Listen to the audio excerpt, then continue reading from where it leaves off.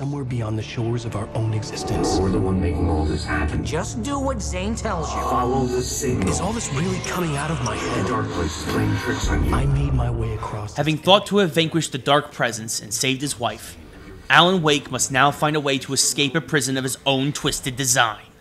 Hey there everyone, this is Ray Carcillo from Classic Game Room, and today we're looking at the Writer DLC for Alan Wake on Xbox 360. Music came out all wrong. It attracted the horrors. Only with the help of Thomas Zane once more can Alan hope to defeat this new foe that is harnessing the power of the Dark Presence and work his way back to his wife somehow. The controls and concepts are the same as the main game, with Alan's greatest weapon being light to wash away the dark shields of the possessed townfolk of Bright Falls.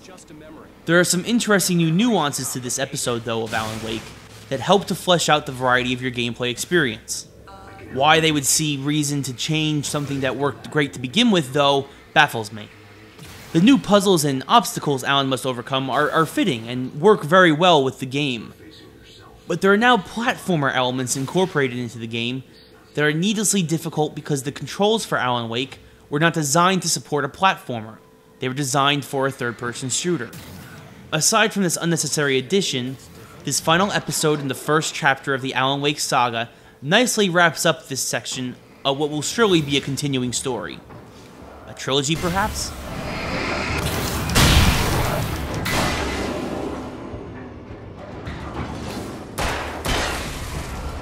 The graphics are just as good as the main game, with the same problem of repeated enemy skins still creeping up.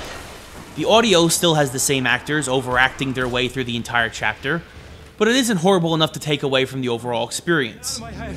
Seriously, Al, you need to get a grip. You know reality's different here.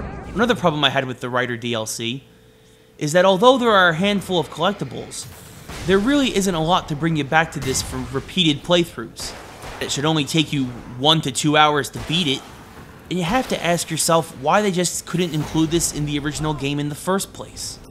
I know the main game had been delayed repeatedly before and they wanted to get the product out there, but it just comes off as an attempt at trying to pinch pennies from the consumer who enjoyed the original game.